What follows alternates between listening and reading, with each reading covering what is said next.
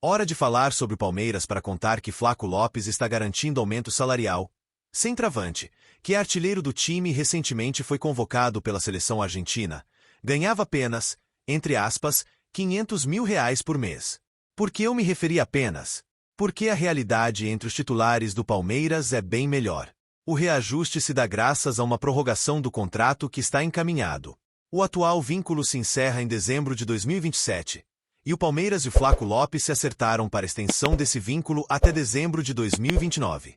Por conta também dessa prorrogação do contrato, o Flaco passa a ter vencimentos bem superiores que vão gerar na casa dos R$900 mil por mês. É a chance de praticamente dobrar seus vencimentos muito condicionados à boa fase da temporada. 17 gols em 46 jogos, ele dá 5 gols de igualar a marca do ano passado, que havia sido sua temporada mais artilheira da carreira. Registrar que mesmo sem marcar tantos gols, o Flaco tem sido decisivo para o crescimento de produção do Vitor Roque.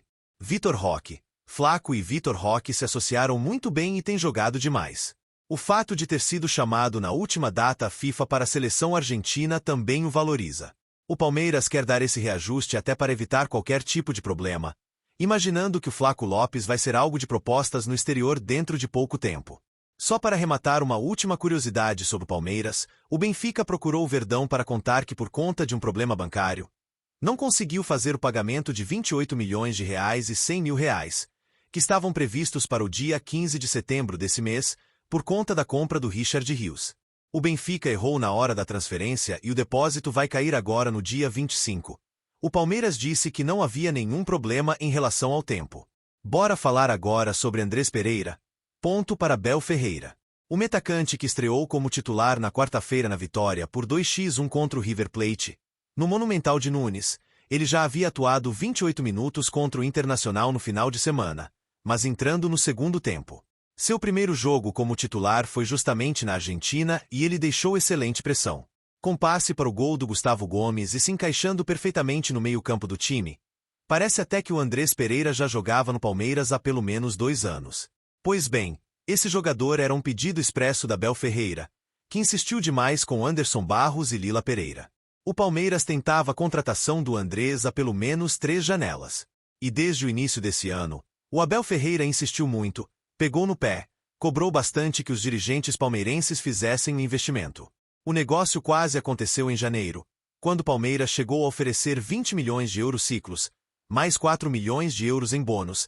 Foi o Andrés Pereira quem decidiu na última hora permanecer no Fulham. Na metade do ano a coisa mudou.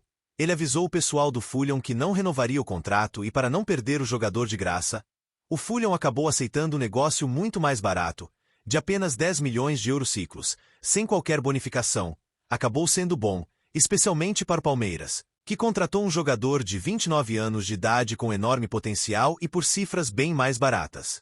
Depois da vitória contra o River Plate, o Abel disse o seguinte sobre o Andrés, abre aspas, sabemos como o Andrés bate bem na bola parada, fisicamente ele se portou muito bem, enquanto teve energia. É muito bom ter jogadores dessa qualidade para nos ajudar. Pergunta que eu deixo para você, torcedor do Palmeiras, que nota você dá para a atuação do atleta contra o River Plate? Já usa espaço para comentário e registra a sua opinião, beleza? Quero te falar agora sobre a seleção brasileira sub-20 convocada para o Mundial da categoria. O torneio acontece nos próximos dias em Santiago, no Chile. E o Brasil teve 20 jogadores convocados pelo técnico Ramon Menezes nessa quinta-feira. Palmeiras e Cruzeiro foram os times com mais jogadores convocados, 4 atletas para cada uma dessas equipes. Os 4 jogadores do Palmeiras, o Gilberto, Coutinho, Eric Pelé e Luide. Cruzeiro teve Otávio, Bruno Alves, Murilo e Juan Gabriel. Flamengo com 2 convocados, o Atlético Paranense com outros 2, o Corinthians com 1, o Vasco e Internacional também incompleto. Nessa relação, é importante lembrar que outros 6 jogadores que atuam no exterior foram chamados. Entre eles, destaques para David Washington, atualmente do Chelsea, Pedrinho, ex-jogador do Corinthians que está no Zenit, e Wesley, outro atleta rebelado no Timon que pertence ao NASCAR. Os mais badalados brasileiros sub-20, como Vitor Roque, Endrick, Estevão e Ryan, não foram convocados por opção dos seus clubes que não os liberaram. Bora falar agora sobre o Palmeiras, que é o melhor visitante do mundo em 2025. Essa marca só foi possível depois da vitória por 2-1 contra o River Plate. Na noite desta quarta-feira, no Monumental Benoías, jogo de ida da Libertadores da América na fase de quartas de final. Com esse resultado, o Palmeiras chegou a 18 vitórias neste ano na condição de visitante, superando o PSG, clube francês que tem 17 triunfos longe de casa. Flamengo, o Galatasaray e um time da Eslovênia chamado Celje também aparecem nesse ranking com 15 vitórias caras. Benfica e Barcelona têm 14 vitórias e o Real Madrid completa a lista dos times com mais vitórias na condição de visitante. 13 triunfos para o gigante espanhol. Número importante para o torcedor do Palmeiras. Certamente imagino que esse status de melhor visitante do mundo é algo que agrada. Só para completar, em relação ao Verdão, campanha fora de casa em 2025. De 25 jogos com 18 vitórias, 5 empates e apenas 2 derrotas. O Palmeiras perde para o Cruzeiro por 2-1 no Brasileiro e para o Corinthians por 1-0. Na Copa do Brasil são 47 gols marcados fora de casa e apenas 21 gols sofridos. A saideira sobre Verdão, Abel Ferreira chegou a 200 vitórias no comando do clube. Diante do River Plate, 200 vitórias, 81 empates e 61 derrotas, aproveitamento de 65% dos pontos. Tudo isso em meio a 10 títulos conquistados desde que ele foi contratado. E você, o que pensa sobre os números do Palmeiras? Use o espaço para comentário para registrar aquilo que você quiser a respeito do vídeo. Só não esquece de deixar like, de se inscrever no canal e a gente se encontra assim que pintar a notícia. Existe a chance de o Paulinho se recuperar para o final da temporada? Vi histórias dele que tem evoluído bem, sim. Existe uma meta de que ele possa estar à disposição para novembro ou dezembro? Vale a lembrança de que a temporada, se por exemplo o Palmeiras é campeão da Libertadores, ele disputa o Intercontinental de pontos em dezembro. A reta final do Campeonato Brasileiro acontece entre novembro e dezembro.